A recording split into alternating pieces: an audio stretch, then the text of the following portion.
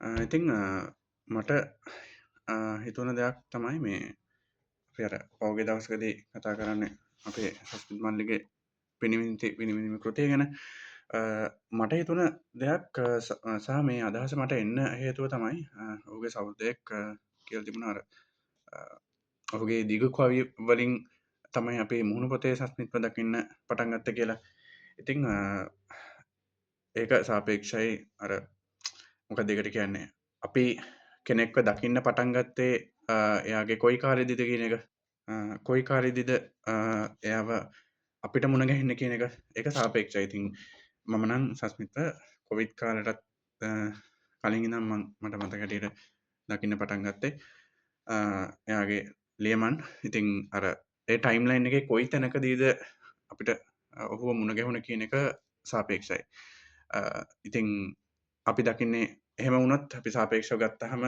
ඔහුව ඔහු කෙටිකවයෙන් දිගු කවියට යන විදිිය හරි නැත්තන් දිගු කවි ලියමින් ඉන්න අතරතුරේ කෙටිකවිත් පල කරනවා වගේ දකින එක ඒක සාපේක්ෂ නිරීක්ෂණයක් ඒක තර මල්ලිත් ඒක ගැන කියල්තුුණ කෙසේවර මට අවශ්‍ය වුණා පිළිමින්ති විනිමිනිමේ කෘතිය තියෙන මේ කෙටිකවියාර සම්බන්ධයෙන් පොඩි පිම්සුමක් කරන්න කියලා මොකද සස්මිගේ කෙටිකවි නිසා තම ඇත්තරමර ඔහුගේ අර ඉම්පෙක්් ෆුල්නස් එක බලපෑම් කාරක ගුණය කියනක අපට වැඩිපුරම දැනෙන පටන් ගත්තේ ඒ ඔස්සේ අපි ඔහුට දුන්නු ඒ වටනාකමත් එක්ක ඒ වටනකම අපේ හිතේ තිය නිසා තමයි ඔහුගේ දිගු කවි ආරත් අපිට ටිකෙන්ටික අවශෝෂණය වෙන්නට පටන් ගත්ත කියන එකයි මගේ හිමින් මගේ පොයින්ට වියෝක මට ඔහුගේ අර මේ ලිවිසැරිය දැනුන විදිිය එකර එකට හේතුව ඔහුගේ අර කෙටිකවි ඉගිරායක වැඩිපුර කෙටිකවි පල කරන සහ සස්මිත් පල්ලිගේ කවිනං කෙටිකවි අකුණක් ගහනෝගේ කියලා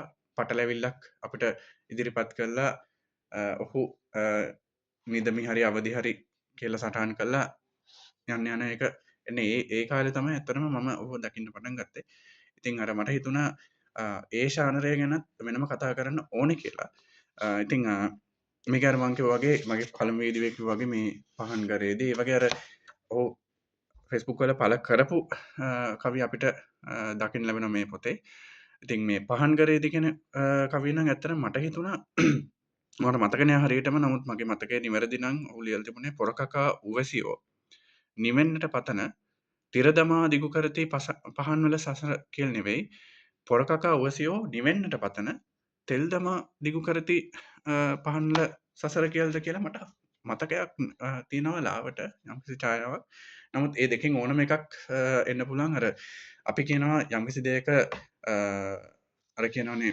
උත්පාද ටිති බංග කියලා අර යම්කිසි දෙයක් උපදීම පැවතීම සහ එක ප්ලනිිෂ් වෙලා යන එකන පෙරිශ් වෙලා යන එක නැතිවෙලා යන එක තින් මේ සන්තතිය සම්බන්ධයෙන් විතරක් නෙවෙයි මට හිතන විදිට සමහර දේවල් ගැන අපි විතේ තියෙන ඇල්ම බැල්ම නිසාම මේක සංසාර දික්වෙනවා කියන අපිට දැනුනට මට පිරිම් පල මනුසේට ඒක එසේ නොවී එක ඒ විදිහටම පර්සිව් නොවන්න පුළුවන් ඉතින් එක නිසා අපි සමහර දේවල් ජීවිතය පවත්වා ගන්න අපේ තියෙන ඇල්ම කොතරම් දුරකට ද කිව්වොත් අපි ඒකේ කොන්සකන්සස් අපි ඒක පලවිපාක ගැන හිතන්නේ නැතුව අපිට පේන පහන තවටිකක් කාලයක් දික් වෙනවා කියල නමුත් පහනකත් සසර දික් කරන එක තමයි අන්තිමට වෙන්නේ තිං පහන් ගරේදී පහන් සරේදි කෙන මේ ටයිපල තින මුතය පුංචිමුන් දෙයල් මංකිව වගේ මල්ලි මට සඳහන් කරන ලැබුණ ඉතිං මේ පොතේ තින තිත් ගානන් පවා ඒක ඇත්තටම චේතාන් විතව සිදු කරපු සැකසුම් ඉතිං ඒ අතරේ පහන් ගරේදී තමුත් වෙන නමුත් වෙනුවට තමුත් කියලා තියෙන එක පහන් ගරේදී වෙනුවට පහන් සරේදි කියල එක ප්‍රශ්නයක් නෑ මගේ හතියල් වැල්කට පොතේ මීටත් වඩා මගේ වැරදි තියෙන් නැති සිසරගමගේ ඒදවසර මට කිව්වා මේ මගේ මතක හැටිට අර පහන් සිල්ුවක් සහ ඒ පහන් සිල්ුවෙන් පානම් කටයුතු වල දෙන පාසල් යෝතියක් ගැන මම ලියල් තිබුණ කවියක් තිබුණ අර මගේ මතකටට ග්‍රාම්ය යුවතියක් කියලමල් ලියල් තිබුණේ සැකිව ග්‍රාම්ය කියල කියන්නේ ප්‍රමිටව් ප්‍රාථමික නැත්තං අර නොදිවුණු මට්ටමේ කියන එක ඒක ග්‍රාම්‍ය නොවේ ගැමි කියන වචන තම එන්න ඕනි කියලා ඉතින් අර මං හිතන්නේ ඒ කවිය ඇතුලේ නෙමෙයි මං හිතන්නේ ඒ වචනේ තිබුණේ අර කවියට නිමිත්ත කියලා මං දාපු සටහන. ඉතින් ඒ වගේ වැරදි තියෙනවා හැමෝගෙම. මගේ ඇත්තට මේක නොදැනුවත්කමින් වෙච්ච දේ. මේ වගේ දේවල් නොදැනුවත්කම නිසා නම් වෙන්නේ නැතුව ඇති. මෙතන නම් වෙන්නේ නැති තනිකරම යම්කිසි මගහැරීමක් වෙන්න. නමුත් ඒවා මං හිතන්නේ නැහැ ලොකු ඉම්පැක්ට් එකක් තියෙනවා කියලා විශේෂයෙන් මෙහෙමයි අර මේ කවි කලින් ෆේස්බුක් පිටුවේ දකින්න ලැබුණු අයට නම් ඒ මතකයත් එක්ක මේ දේවල් ඒ මතකය මේ වචනත් එක්ක මේ පිටුවට අරක්ගත් කවිත් එක්ක අතිච්ඡේදනය වෙලා ඒ නිවැරදි කිරීම ඉබේම සිද්ධ වෙනවා. නමුත් අර මුල්වරට මේ දකින්නෙක් කොයි විදියට ඒක ගන්නවද කියන එක ප්‍රශ්නයක්. නමුත් සමස්තයක් වශයෙන් ගත් කළ මේ පොත ලොකු වැඩක්. ඉතින් ඒක නිසා අර මම හිතන්නේ මේ පුංචි පුංචි දේවල් ලොකු බලපෑමක් වෙනවා ඇති කියලා ඒ අතින් ගත්තාම හැබැයි ඒක අර පොදු පාඨකයා කියන තැනට ආවම කොහොම බලපෑමක් වෙනවද කියලා දන්නේ නැහැ. මොකද පහන් සරේදී සරය කියන වචනයත් ඇත්තටම එක්තරා මේ වචනයක්නේ. එතකොට අර මේක ඉන්ටෙන්ෂනලි දාපු එකක්ද නැද්ද කියන එක කොයි විදිහට ගන්නවද කියන එක මම මේක ලොකු මෙච්චර ෆස් එකක් කරන්න හේතුව කිසිදාක මේ දැන් මට මතක මේක තියෙන්නේ තිර දමා දිගු කරති නෙමෙයි තෙල් දමා දිගු කරති වගේ මතකයක් මට තියෙන්නේ. ආපහු බලන්න වටිනවා. හැබැයි ඒ මතකය ආපහු ස්ක්‍රූටිනයිස් කරලා බලන්න වටිනවා. හැබැයි මේ වගේ තැනුත් බලපෑමක් වෙන්න පුළුවන්. මොකද මේක පබ්ලිෂ් වෙලා තියෙන්නේ. එතකොට අර හැන්සර්ඩ් කට වුණා වගේ තමයි මේක වෙනස් කරන්න බෑ. මගේ පොතේ තියෙන ග්‍රාම්‍ය කියන වචනේ ගැමි කියලා වෙනස් කරන්න මට විදිහක් නෑ. දැන් ඒක පළ වෙලා ඉවරයි. ISBN ගත වෙලා ඉවරයි. ඉතින් ඒ වගේ තැන් තියෙනවා නැත්තේ නැහැ. මේකේ තියෙන තවත් කවියක් තමයි අර ජනෙල් කවුළුම මිස නොමැතියෙන් වෙන ඇස් ඇතුල් බිත්තිය සිතයි සතරැස්සේ සඳරැස් කියන එක තනිකරම අර පොයින්ට් ඔෆ් view එක අපිට දෙයක් සම්බන්ධයෙන් අපි දකින විදිහ කොහොමද බලපෑම් කරන්නේ කියන එක. ලෝකය අපි කොයිතරම් පුළුල්වද දකින්න කියන එක. ලෝකයේ කොතරම් පටු විදිහටද අපිට පේන්නේ කියන එක. මම හිතන්නේ කියන්න උත්සාහ කරලා තියෙන තැනක්. ගොඩක් තැන්වල සස්මිත් මල්ලි අර ලෝකය අපිට දැනෙන පොයින්ට් ඔෆ් view එක කියන තේමාව ගොඩක් තැන්වලදී ගෙනහිල්ලා තියෙනවා. සහ අර මිනිස්සුන්ට ඒ දේවල් පෙනෙන විදිහ, මිනිස්සු දේවල් ගන්න විදිහ, ලෝකය තමන්ට පර්සීව් වෙන විදිහ, ලෝකය තමන් විසින් අවශෝෂණය කරගන්න විදිහ අපිට කොතරම් දුරට බලපෑමක් කරනවද කියන එක කියන්න ගොඩක් තැන්වලදී උත්සාහ කරගෙන තියෙනවා. මෙතන තියෙනවා මේ තරුණ මසෙකුට මාළු මාල්ලෙක් කියන මහලු වයසක මහළුවෙක් ගඟ මැදකදී හමු විය. පපුව පුම්බා තරුණයා උදම්ව මූද සොයා යමි කීය. සංසුන්ව හිසවනා මහල්ලා එවිට උල්පත සොයා යමි කීය. ඉතින් අර එතනත් අර පොයින්ට් ඔෆ් view තමයි මහලු මිනිස්සෙක්ගේ වයෝවෘද්ධ, තපෝවෘද්ධ සහ ඥානවෘද්ධ මිනිස්සෙක්ගේ පොයින්ට් ඔෆ් view එක සහ එසේ නොවන එසේ වන්නට දිගු ගමනක් යා යුතු යන්නට තිබෙන යවුනෙකුගේ පොයින්ට් ඔෆ් view එක ඒ විදිහට දකින්න. ඒක ගොඩක් දුරට සස්මිත් මල්ලි මම දකින්න දෙයක් තමයි අර මිනිස්සු ඔය කිව්වා වගේ අර මිනිස්සුන්ගේ පොයින්ට් ඔෆ් view එක POV එක කොච්චර දුරකට අපිට බලපෑමක් කරනවද කියන එක. ඉතින් මේක අර මේරි වොන් එබ්නර් ස්ටෙන්බෙක්ච් මම හිතනවා නම නම් මම හිතන්නේ තනිකරම වැරද්දුවා. ඒ මම හිතන්නේ කතෝරියෙක් මට හරියටම අධ්‍යයනයක් නැහැ සම්බන්ධයෙන්. නමුත් මට ලාවට මතක කෝට් එකක් තිබුණා කියමනක් තිබුණා in youth we understand in youth we learn in age we understand කියලා. යූත් එකේදී අපි අන්ඩර්ස්ටෑන්ඩ් කරගන්නේ නැහැ. නමුත් අපි දෙයක් තේරුම් ගන්න පටන් ගන්නෙ රියලයිසේෂන් එක අවබෝධය කියන එක පටන් ගන්නෙ අපි වියපත් වෙනකොට අපි තවදුරටත් ඥානෙන් පරිපාකයට පත් වෙනකොට. ඉතින් ඒ in youth we learn in age we understand කියන එක ඇත්තටම මට මතක් වුණා ඒ කෝට් එක. සහ අපේ පොයින්ට් ඔෆ් view එකට මේක තනිකරම බලපෑම් කරනවා. අපි කොතරම් දුරට පුද්ගලයෙක් විදිහට අපි පරිණත වෙනවද කියන එක. මැටි බඳුනට සැලකිල්ල, සකපෝරුවට කැරකිල්ල. ඒකත් අර එක් ජීවිතවලට හිමි ඉරණම ඔවුන්ට බාරගන්න සිදු වෙන්නේ කොයි විදිහටද කියලා. සකපෝරුව කැරගෙන අතරවාරයේදී මැටි බඳුන අඹමින් එය හැඩ කරමින් ඒ කටයුත්ත සිද්ධ වෙනවා. නමුත් අවසානයේදී සකපෝරුවට කැරකිල්ල තමයි අන්තිම නිතුර වෙන්නේ. ඉතින් හතියන් වැලිකට පොතේ මමත් කියන්න උත්සාහගත දෙයක් තමයි මේ සමාජය ගොඩනගෙන අතරතුරේදී ඒ සමාජය ගොඩනගන්න ඒ සමාජයටම පෑගෙන මිනිස්සුන්ගේ ඉරණම. මට ඇත්තට මේ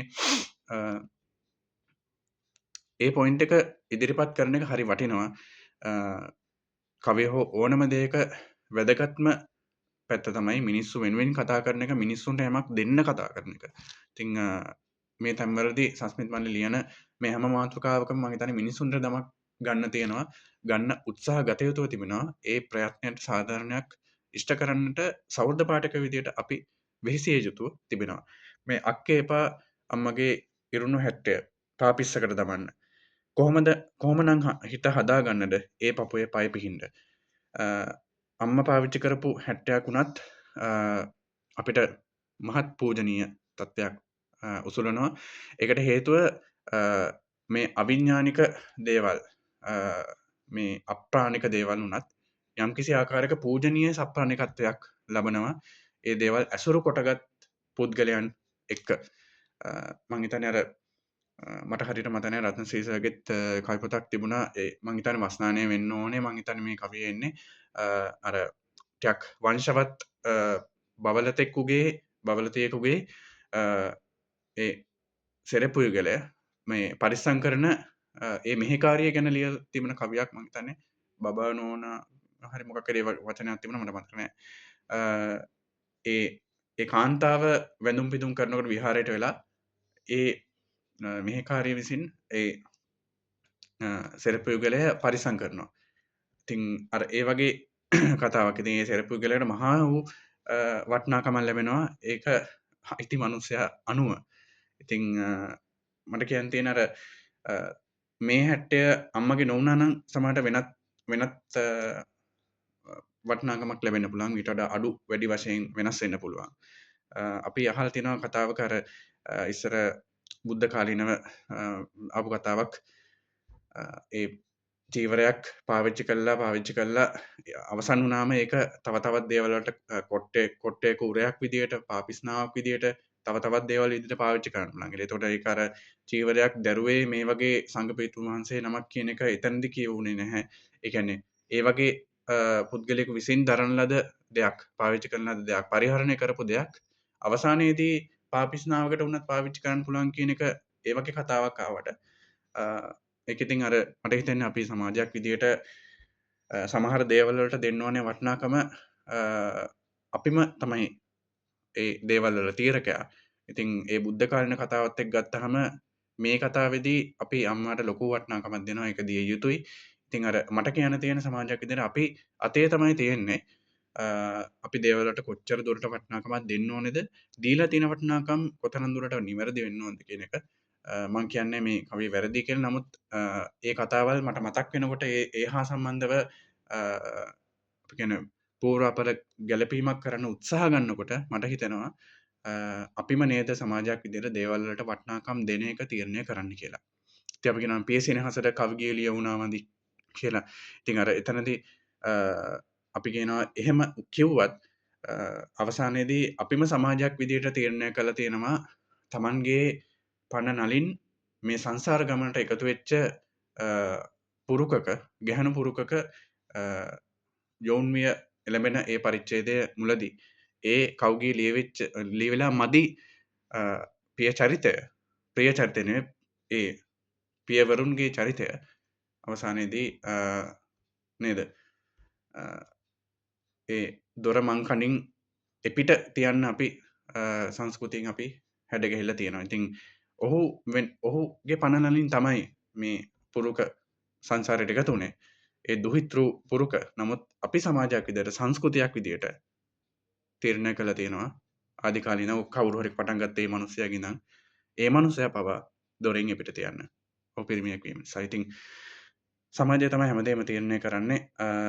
මට පහුගිය දවස්වල කියවන්න ලැබුණා මේ මං හිතන්නේ රචකයා අපි අයියා කසුන් වෙලා අයියත් මේක බලන් ඉන්නවා ඇති. සමහරට ආරංචි වෙලා හරි මිනිස්සයාට කියයි සමහරට. ඉතින් කියනවා වටිනවා ඇත්තටම. මොකද ගොඩක් රාජකාරිවල බහුල ජීවිතයක හිර වෙලා ඉන්න අපි හැමෝම ඉතින් කණින් කොණින් හරි ආරංචි කරනවා. මං හරි ආසයි ඒ සුවද සංවාදයට. ඉතින් මේ රොබරෝසියා සංදේශය පොත මට කියවන්න ලැබුණා පහුගිය දවස්වල. පොඩ්ඩක් පිනිමිනිමින් පොඩ්ඩක් ඩීවියේට් වෙනවා. ඉතින් ඒකේ සංදේශයක් විදිහට සංදේශකාවල ලක්ෂණයක් විදිහට වෙන්න ඇති තියෙන්නේ. පුරුෂ වෙනුම් නැහැ කියලා, පුරුෂ වර්ණනා නැහැ කියලා, ස්ත්‍රී වන්දනා එමටයි ගලාපාරය විදගෙන යන ගෑන් ළමයි ගැන, දාඩිය බේරෙන ගැහණු කම්මුල් ගැන ඕන තරම් ලියලා තිනවා. හැබැයි එහෙම ලියලා තිබුණට ඒකේ එකම එක වචනයක්වත් වැය වෙලා තිබුණේ නැහැ.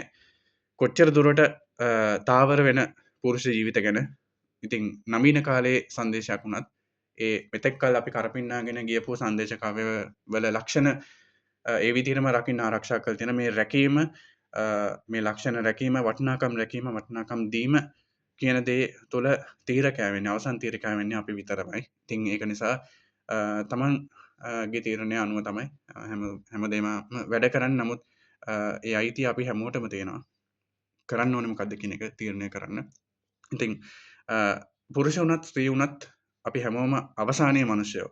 ඉතින් සභා ධර්මයේ විසින් යම් වෙනස්කම් සහිතව අපිව නිර්මාණ කරත් අවසානයේ අපි හැමෝම මනුෂ්‍යයෝ නේද කියන එක. කලාව කියලා කියන්නේ මානව හිතවාදී මිනිසුන් වෙනුවෙන් යෙදවිය යුතු විෂයක් නම් එතකොට එතනදී පිරිමි ගැහණු කියන ભેදයෙන් තොරව අපි හැමෝම අපිව ඉන්ක්ලූඩ් කරගන්න ඕන නේද කියන එක. ඒක මට හිතුණා අපි හිතන්න ඕන තැනක් කියලා. ඉතින් පිරිමින් ගැන වචනයක් හෝ ලියවුණා නම් මේ හැමෝම මිනිස්සු කියන එක ඔළුවේ තියාගෙන අපිට එකතු කරගන්න පුළුවන් නම් බයොලොජිකලි අපි වෙනස් වෙන්න පුළුවන්. අපිට ඔය දින 28 කතන්දරේ වෙන්නේ නොවෙන්න පුළුවන්. නමුත් අපි හැමෝම එකිනෙකා රැක බලා ගන්න තත්වයට අපි හැමෝම එක යුනිට් එකක් විදිහට අපි එකතු කරගන්න අපිට උත්සාහ ගන්න පුළුවන්. ඒ වෙනුවෙන් උත්ප්‍රේරණයක් ලබා ගන්න පුළුවන්, ලබා දෙන්න පුළුවන් තැන්වලදී අපි ඒක මගහරවා ගැනීමෙන් අපි තවදුරටත් ඒ කියන අයිඩියොලොජි එක පෝෂණය කරන එක විතරයි වෙන්නේ. අපි වෙනස් කියන එක. අපි හැමෝම හෝමෝ සේපියන්ලා. හැබැයි ඒ හෝමෝ සේපියන් අතර වෙනස් හෝමෝ සේපියන්ලා වර්ග දෙකක් අපි හදනවා. ඉතින් නවීනත්වය කොතරම් දුරට පුරාතනත්වයට හිස නමනවාද, එහි වහලෙක් බවට පත් වෙනවද නැද්ද කියන එක කියන දේ තියෙන්නේ අපේ නවීනත්වය අතේම තමයි. ඉතින් අපිට කියන්න පුළුවන් නම් හනමිටි අදහස් කියන දේ අතහැරලා අපිට අලුත් ගමනක් යන්න. ඉතින් මම දන්නේ ඒක කරන්න ගොඩක් නිර්භීත වෙන්න ඕනේ. ඉතින් ඒක නිසා මේ වගේ තැන් අම්මගේ ඉරුණු 70ක් වුණත් ඒ පූජනීයත්වය කියන එක අපි දෙන්නේ අපි සමාජයක් විදියට. ඉතින් ඒක නිසා අපිට හිතන්න ගොඩක් දේවල් තියෙනවා. සභා ධර්මයට අනුගත වෙනවා කියලා කියන්නේ සභා ධර්මය අපිට දීපු දේවල් ඒ විදියටම කරපින්නාගෙන යන එක නෙවෙයි. අපිට සභා ධර්මයේ විසින් දීපු දේවල් අපි එතනින් ඉදිරියට රැගෙන යන්න කොහොමද කියන එක ගැන ෆුල් තීරණය, අවසන් තීරණය, ඒ සම්පූර්ණ තීරණය තියෙන අපේ අතේ. ඉතින් ඇයි අපි ඒ සම්බන්ධයෙන් සාධනීයව මනුෂ්‍ය වර්ගයක් විදියට ඒක ගත කරන්නේ නැත්තේ? ඉතින් ආලෝක මාරයා මැඩ ප්‍රඥා අන්ධකාරයට වැඩ මෙරුන්ගේ බුදුරජ කියන්නේ මෙරුව ඒක වටේට බල්බ් එක වටේට කැරකෙනවා. ඉතින් දැවිලා යන්නේ නැතුව නමුත් නිවෙන්න නැති අපි සමහර තැන්වලදී අපිම තීරණය කරගෙන නිවි යන අවස්ථා තියෙනවා. අපි දැවුණ නෙමෙයි. නමුත් අපි අපේ ප්‍රඥාවේ පමණින් අපි නිවෙන්නට තීරණය කරන අවස්ථා තියෙනවා ජීවිතේ. ඉතින් ප්‍රඥා අන්ධකාරයට තමයි ඒ බුදුරද වැඩි. මට හිතෙනවා අර සමහර තැන්වලදී සමාජයක සරණ කොට සමාජයක ජීවත් වෙනකොට අපිට හිතන්නට සිද්ධ වෙනවා කොයි අවස්ථාවේදීද අපේ දැවීම, දැල්වීම, නිවීම සිද්ධ වෙන්න ඕනේ කියලා. ඉතින් ඒ දේ ගැන හරිම තීරණය ගන්නට ඇත්තටම ප්‍රඥාවෙන් පරිපාකයටපත් විය යුතුමයි. මේකේ තියෙන තවත් සමාජ කාරණාවක් ගැන මට කියන්න හිතුණා. මේකේ තියෙන සමානාත්මතාවෙන් සැලකුම් ලබති සියලු ලොතරැයිපත් රැය 9 වනතුරු. ඉතින් 9න් පස්සේ සමහර ලොතරැයිපත් වෙනස් විශේෂයි උසස් අනිත් ඒවා තනිකරම රුපියල් 20ක් ලොතරැයි කූඩුවට ලොතරැයි කූඩුවේ ලාච්චුවට ගෙනත් දීපු දේවල් විතරයි. ඔය හැටිම කැමති නම් ඔයා සිංහාව ගන්න. මං නගින්නම් බූරුවා පිටට. ඔයාටම තේරෙයි වට දෙකක් තුනක් යනකොට කොයි සතාටත් එක විදියටයි කැරකෙන්නේ මේ මිරිගුරාම. ඉතින් මේ මිරිගුරාමේ සිංහාගේ පිටට නැග්ගත් බූරුවා පිටට නැග්ගත් අපිට ලැබෙන తాවකාලික ප්‍රහර්ෂයක් විතරයි. අවසානයේදී අපි හැමෝම අන්තිමට මේ රවුම කැරකෙනෙක් විතරයි වෙන්නේ. සමහරු කැරකෙන්නේ බෝරුවෙක් පිට. සමහරු සිංහයෙක් පිට. සිංහය බෝරුවයි මාරු කරත් අපිට අන්තිමට යන්න වෙන්නේ මේ පරිධිය වටේම තමයි. මේ සංසාර පරිධිය ගැන කිව්ව දේවල් අපි මොකෙක් විදිහට ඉපදුනත් අන්තිමට අපට යන්න වෙන්නේ මේ ජාති ජරා ව්‍යාධි මරණ මේ ද්වාදශාකාරයේ මේ සංසාරය. සහ අනිත් එක අපි මොන සමාජ මට්ටමක හිටියත් අවසානයේදී අපිට යම් යම් ප්‍රමාණයකින් පාලනය කරගන්න පුළුවන් වුණත් අපි හැමෝටම මේ ජීවන දහම් පොදුයි. ඉතින් මේකේ තියෙන අර මං කියව point of view එක ගොඩක් තැන්වල මේ මල්ලි ගේන තැනක් අලුත් පැටවෙකු බිහිවන වාරයක් පාසාම බිත්තර කටුව පුපුරා කම්පිතව ශෝක උපදිති. කූඩේ අනෙක් බිත්තර අන්න තව එකකු මැරුණා. ඉතින් බිත්තරය පැලුණකොට කුකුල් පැටිය එළියට ආවට වැඩක් නැහැ. බිත්තරයකට පේන්නේ ඒ බිත්තරේ මැරුණා වගේ. ඉතින් මේ වගේ අර කූමීන්ගේ කතාව වගේ තමයි ඒ කූමින්ට මොකක් හරි මට මතකයි පොල් ගෙඩියක ඉඳන් මම හිතන්නේ පොල් ගෙඩියක වහලා හිටපු කෘමියෙක් පොල් ගෙඩිය බිමට වැටෙනකොට ඌට දැනෙන්නේ පොළව අපි දිහාට එනවා වගේ. ඒතර ඇත්තටම අපිට පේන්නේ පොළව දිහාට පොල් ගෙඩිය වැටෙනවා වගේ. නමුත් අර සාපේක්ෂ දෘෂ්ටිය ගැන තියෙන සංකල්ප ගොඩයි මල්ලික කවිය අතර. අපුල පෙනුමැති මැඩිසෙනක දැක මුහුණ හකුලති ඉස්ගෙඩින් කැල මල්ලි මං හිතන්නේ Facebook වල මේ පොත ගැන මුල්ම සුභාරංජි අපිට කියන්න ඒ යොදපු පෝස්ට් එකේ තිබුණ පැදිපෙළ. ඉතින් මට හිතුණා මේක නිකන් අර ළමා විය සහ වැඩිහිටි විය අතර තියෙන පරස්පර දෘෂ්ටිය ගැන කියන දෙයක්ද කියලා. ඒ කියන්නේ අපිට හිතෙනවා අර මිනිස්සු ලොකු මිනිස්සු මෙහෙමත් හැසිරෙනවද? මෙහෙමත් මිනිස්සු කොට්ටාශයක්ද මේ? මේකේ අපුල ගතියක් තියෙනවා. ඉතින් අර හැබැයි මේ ඉස්ගෙඩියෝ දන්නේ නැහැ මේගොල්ලෝ දවසක මැඩියෝ බවට පත් වෙනවා කියලා. සහ අනිත් එක මට දැනුණා සමාජයේ එක් ඉරණම් සහිත මිනිස්සු මේ ඉස්ගෙඩියෝ සහ මැඩියෝ විදිහට අපිට ගන්න පුළුවන් කියලා. ඒතර එහෙම ගත්තාම හැබැයි මේ දෙගොල්ලම අවසානයේ එකම ඉරණමක් තියෙන මේ මැඩියෝත් ඉස්ගෙඩියෝත් ඔක්කොම අන්තිමට මැඩියෝ තමයි. හැබැයි අපි එකිනෙකාව හෙලා දකින්නේ එකිනෙකාව විවේචනය කරන්නේ එකිනෙකාව විනිශ්චය කරන්නේ අපි නොදන්නවා අපි නොදැන යම්කිසි කාරණාවක්. ඒ කාරණාව තමයි අපි හැමෝම අන්තිමට එකම කුලයක එකම ලෝකයක එකම ගොඩක එකම රංචුවක එකම පොකුරක කොටස්කාරයෝ බව කියන එක නොදැන තමයි සමහර වෙලාවට අපි ඒක කරන්නේ. සමහරට දැනම හෝ සමහරට නොදැනම. නෙළුඹු පතක සිට තරු පොකුරකට පනි මැඩියෙක් රාත්‍රිය. මේ විලක තියෙන තරු වගේ පේන ප්‍රතිබිම්බ ඒ තැනකට මැඩියෙක් පන්නමේ අර රණවීර කවියාර නේද මේ ඔහු අපිට පෙන්වන්නේ ආපහු. ඒ කවියාර නොවේද මෙතනදී පුනරුද්ධීය ලබන්නේ. ඉතින් ඒ තරු පොකුරකට පන්නනවා මැඩියෙක්. එතනින් එහාට අර තනිකරම චිත්‍ර රූපය අපිට මැවෙනවා. විලක ඒ තරුවල තිබුණු ප්‍රතිබිම්බය ඡේදනය වෙලා ඒක තව තවත් ඡේදනය වෙවි ගිහිල්ලා අවසානයේ නැවතත් ඒක සමතයකට පත් වෙන විදිය.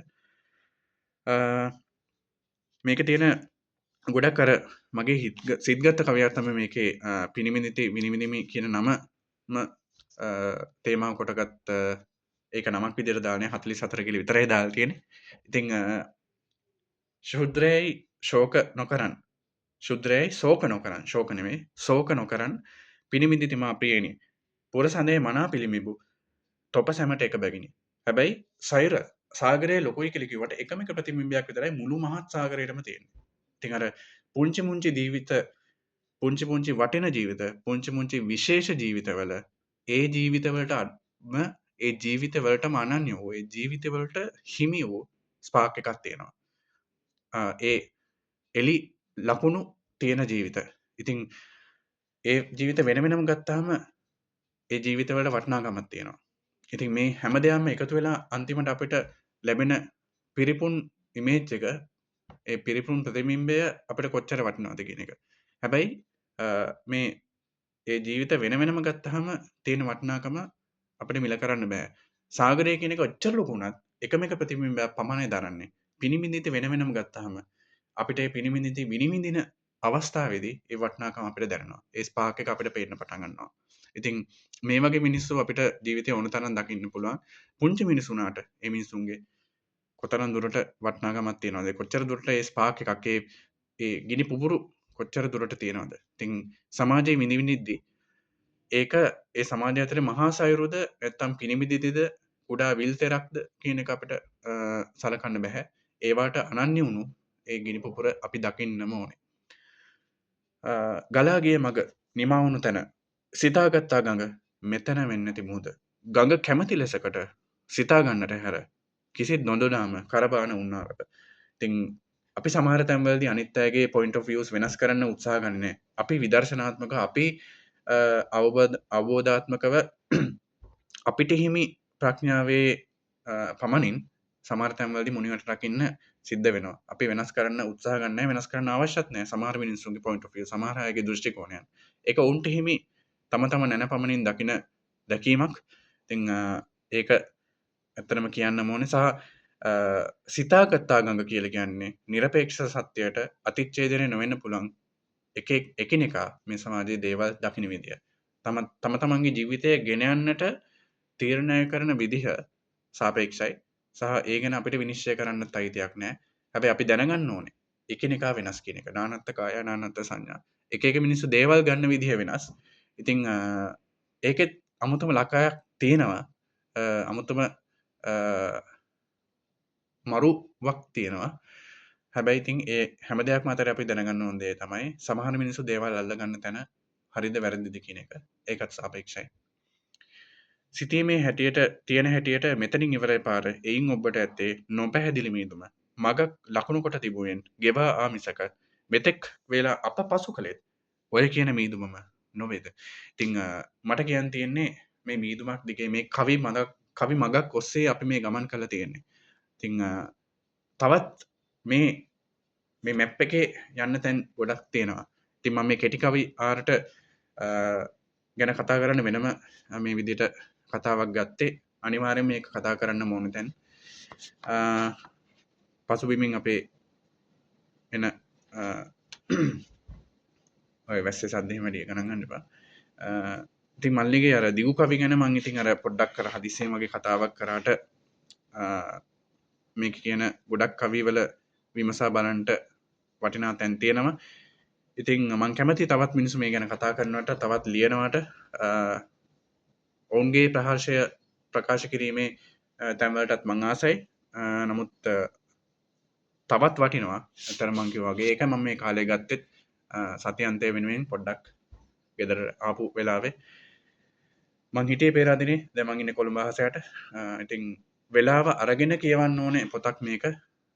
කොච්චර අවුරුදු ගාණක් ගිහිල්ලත් නැවත කියවීමකට ලක් වෙන්න ඕනේ. අපි කියන්නේ අර අමතක නොවන පොත් ගොන්නට එකතු වෙන්න අවශ්‍ය පොතක් තමයි මේ පිරිමිදිම කියන පොත. ඉතින් ඇත්තටම මම කියන්නේ මං ඒ පොත් එක්ක සංසන්දනය කරනවා නෙවෙයි. නමුත් අපි කියනවා වස්සානය පොත කොච්චර කියවත් අපිට මදි. ඊට පස්සේ ප්‍රබුද්ධ කොච්චර කියවත් මදි. මෑත කාලීනව මං ගොඩක් ආස වෙච්ච පොතක් තමයි මං හතියාලන වැලිකට කරන පොත කරන කාලෙත් මට ගොඩක් මේ මං ආස වෙච්ච පොතක් තමයි තරු ලකුණු පාරන්න නොහොත් දුරේක්ෂමානන්න නඳුන් අයගේ පොත. කොච්චර කියවත් ඒක පිරිමහන්න බෑ. ඇත්තටම ඒ වගේම පොතක් විදිහට පිරිමින්ත විනිවිනිමි පොත මන් දකිනවා. කොච්චර කියවත් මං හිතන්නේ අපේ දෘෂ්ටිකෝණය පරිපාකයට ලක් වෙන්න මං හිතන්නේ මේ කවිවල වටිනාකම වැඩි වෙනවා. ඒ කියන්නේ මේ කවි කියවන්න අපේ දෘෂ්ටිය පුළුල්නවා වගේම ඒ හා සමාන විෂම චක්‍රයකින් අපි මේ කවිවලට සම්බන්ධ වෙවි. ඉතින් පිරිමිදිති නොවිනිවිද කොහොමද මල්ලි? සහ මං හිතන්නේ තවත් ජීවිත කාලයක් මේ විනිවිදීම කරන්නම් වටිනවා. ඒ වෙනුවෙන් අපි ඕගලන්ට මගේ සහෝදර පාඨකයන්ට මං ආරාධනා කරනවා.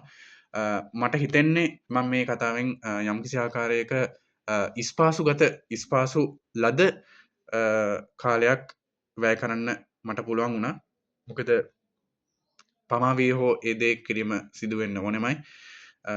පෙරදිනේදී අර මං හිතන්නේ ඒ කතා විලාසය ඒ වීඩියෝ එකේ තිබුණ කතා විලාසය තමයි අතර මේ ජීවිත ප්‍රවාහයේ මට දැන් ලැබිලා තියෙන රිද්මය.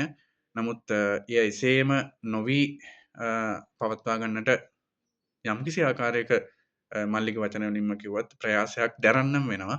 ඒක එය එසේ ලැබිය යුතු සාධාරණීය ස්ථානවලට අපි දෙන්නම ඕනේ. ඉතින් ඒකයි මට සතුටුයි මේ වගේ කතා බහක් කරන්න ලැබිච්ච එක ගැන. මම ඇත්තටම යෝජනා කරන්න කැමතියි එළි දැක්වීම උත්සවයක් අපි මේ පොතට අපි දැක්කේ නැහැ. අපි දකින්න බලාපොරොත්තු වුණාද නැද්ද කියන එකත් සාපේක්ෂයි. නමුත් මට හිතෙනවා කල් ගිහින් හෝ නැවත කියවීමක් කරන්න පුළුවන් නම් මං හිතන්නේ අර එක පොතක් තිබුණේ අයියන්ඩේ කියලා මොකක් හරි පොතක් ගැන නැවත කියවීමක් මොකක් හරි මං දැක්කා. මට හරියට මතක නැහැ. කල්පනා ඇම්බ්‍රෝස් කතුවරියද කියලා මට හරියට මතක නැහැ. ඉතින් අර ඒ වගේ දෙයක් කල් ගිහින් හරි අවුරුදු කීපයකින් හරි අපිට දකින්න පුළුවන් වේද? මන් දන්නේ නැහැ. හැබැයි හරිම වටිනවා මේ වගේ දෙයක් කරන්න පුළුවන් නම් රීඩින් මොමන්ට් එකක් රීඩින් ඉවෙන්ට් එකක් වගේ තියෙන්න පුළුවන් නම් වටිනවා. කල් ගිහින් හරි කරන්න පුළුවන් නම් වටිනවා. මම මේ යෝජනාව කරන්න කැමතියි. ඉතින් දෙවෙනි වීඩියෝ එක මම මේ විදිහට කරන්න හේතු වුණු කතාව තමයි ඒක.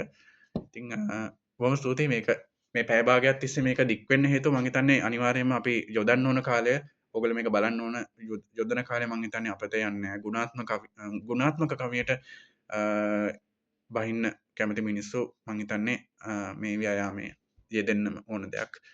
ඉතින් බොහොම ස්තුතියි මට දුන්නු අවධානයට සහ මං ඊටත් වඩා ස්තුති කරනවා ඕගොල්ලෝ ගුණාත්මක කවියට. ඒක සස්මිත්ගේ වෙන්න පුළුවන්, මගේ වෙන්න පුළුවන්, ඒක රත්නශ්‍රීගේ වෙන්න පුළුවන්, ඕනම මනුස්සයෙක් වෙන්න පුළුවන්. ඕගොල්ලන්ට දැනෙන හැඟෙන ගුණය සහ ඒ ප්‍රාණය කවියට හිමි ප්‍රාණය ආරක්ෂා කරගන්න පුළුවන් තරම් උත්සාහ ගන්න. ඒ වෙනුවෙන් හඬනගන්න, ඒ වෙනුවෙන් කතා කරන්න, ඒ වෙනුවෙන් ලියන්න, ඒ වෙනුවෙන් අභ්‍යාස කරන්න සහ ඒ දේ හොයන්න. පොඩ්ඩක්වත් ඒ ගැන රිග්‍රෙට් එකක් එන එකක් නැති වෙයි. බොහොම ස්තුතියි. ජය වේවා. එහෙම තමයි 2025 ඔක්තෝබර්